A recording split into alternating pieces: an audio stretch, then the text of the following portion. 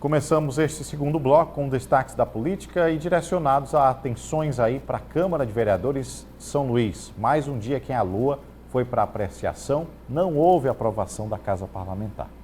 A votação da Lei Orçamentária Anual estava prevista para ocorrer em sessão extraordinária na manhã desta terça-feira, o que não aconteceu. Inicialmente, conforme o cronograma da Comissão de Orçamentos e Finanças, a proposta para a votação da LOA devia acontecer desde o dia 12 de dezembro, mas ela ainda aguarda pela apreciação dos vereadores da Câmara de São Luís até hoje.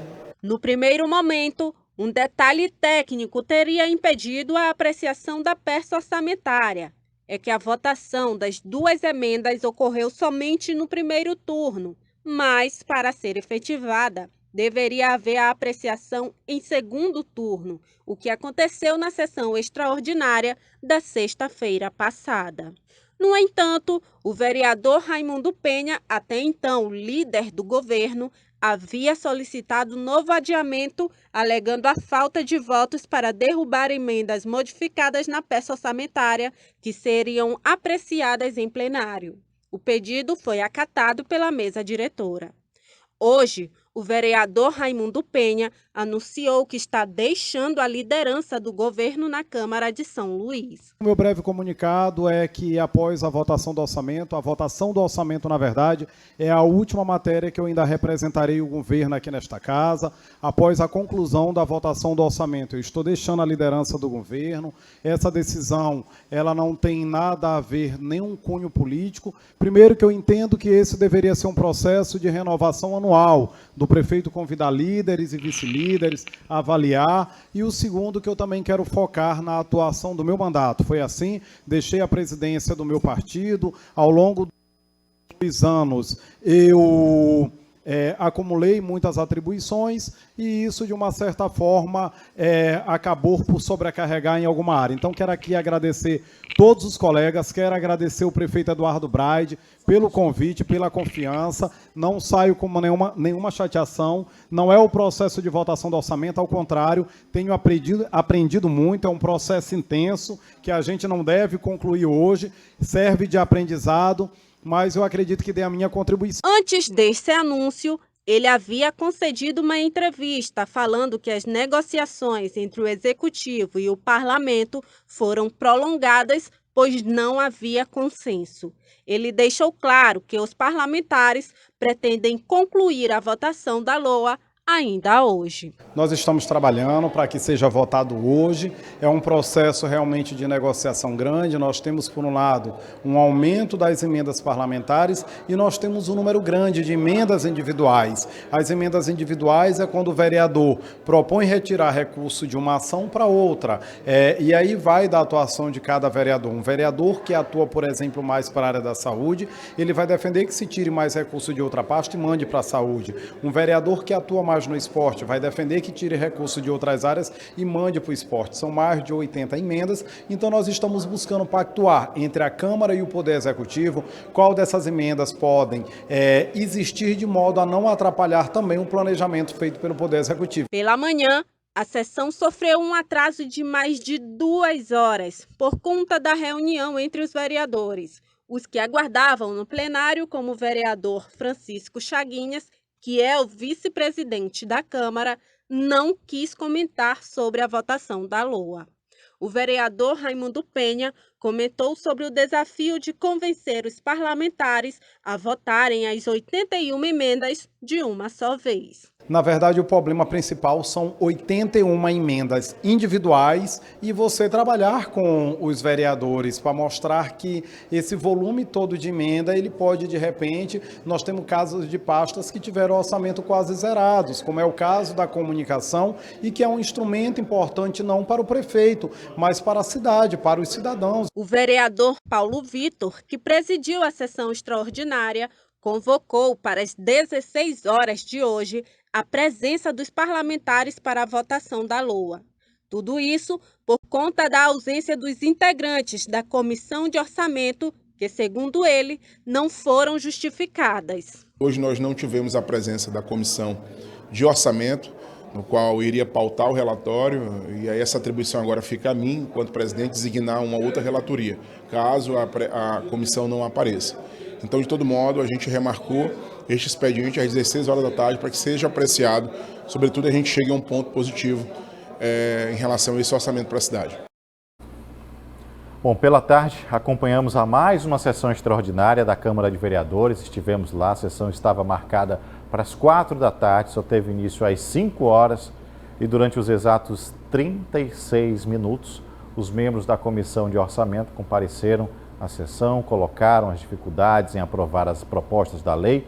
Nos pronunciamentos também ficou evidente a insatisfação, mais uma vez, com a gestão do prefeito da cidade, Eduardo Braide. O vereador Tiago Freitas, ao final da sessão da tarde de hoje, disse que a Comissão de Orçamento havia rejeitado todas as emendas.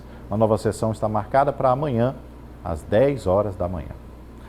Bom, agora a gente segue para Brasília com as informações sobre as decisões dos gestores sobre esse vandalismo que aconteceu no último domingo. Nildo Costa, a Brasília está muito movimentada. O clima ainda é tenso, Nildo, ou está mais ameno e agora fica na questão dos discursos, das propostas que os gestores estão apresentando? Boa noite para você em Brasília. Boa noite, Hugo, boa noite a todos que nos acompanham. O clima aqui é mais tranquilo, né? Não há manifestação em nenhum ponto aqui de Brasília. Agora aqui fica a expectativa pelas medidas que estão sendo tomadas pelas autoridades, né? Hoje tivemos várias medidas. A Polícia Federal divulgou agora à tarde que liberou 599 pessoas, aquelas que estavam acampadas naquele acampamento montado em frente o QG do Exército aqui em Brasília, né? Essas pessoas são idosas, mais de 65 anos, mulheres com crianças pequenas e também pessoas com comorbidades graves. Então, essa medida tomada hoje pela Polícia Federal.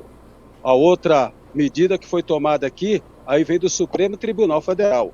O ministro Alexandre de Moraes determinou a prisão do ex-comandante da Polícia Militar aqui do Distrito Federal, o Fábio Augusto Vieira. Ele era o comandante da PM domingo, quando ocorreu aqui esse ato de terrorismo aqui na esplanada dos ministérios, né? E ele foi exonerado ontem pelo interventor na Segurança Pública do Distrito Federal, o Ricardo Capelli, que já nomeou o novo comandante da Polícia Militar, que é o Clepter Rosa, que agora assume o comando da Polícia Militar aqui do Distrito Federal. E agora não chegou aí informação se a Polícia Federal já cumpriu esse mandado de prisão contra o ex-comandante, o Fábio, ou ainda não, né? Nós não temos essa informação. Mas o mandado de prisão já foi determinado pelo ministro Alexandre de Moraes.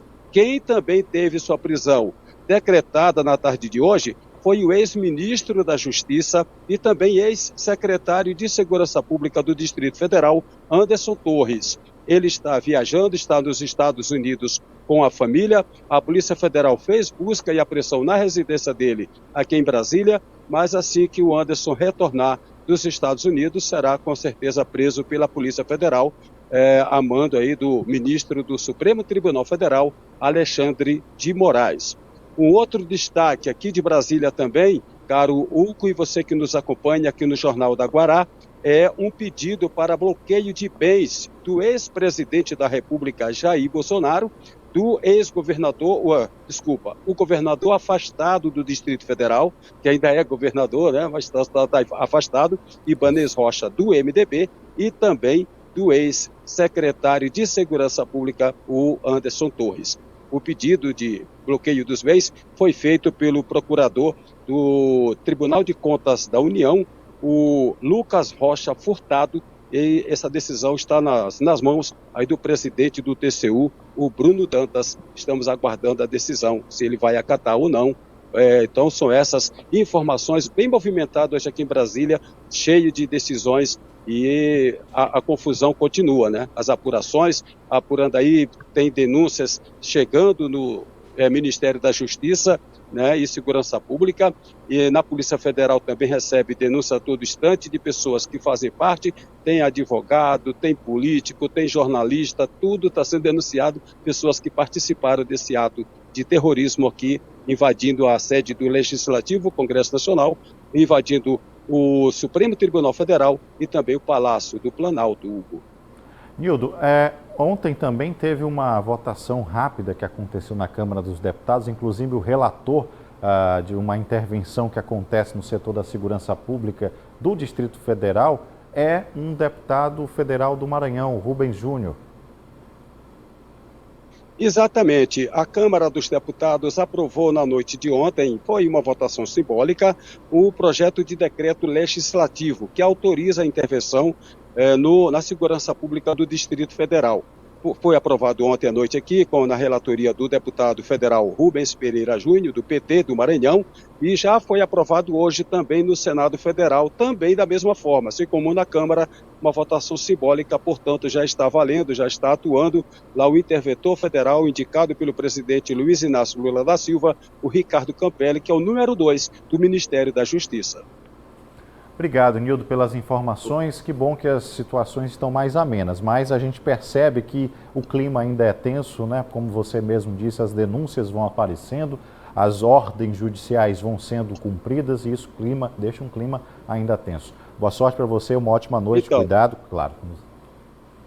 Então, o presidente Luiz Inácio Lula da Silva disse ontem, durante a reunião com os governadores, que não vai descansar enquanto não descobrir quem financiou, quem está por trás de todo esse movimento e que quer identificar e quer punir, principalmente, os financiadores desse movimento antidemocrático. Obrigado mais uma vez, uma ótima noite para você. Bom trabalho, Nildo.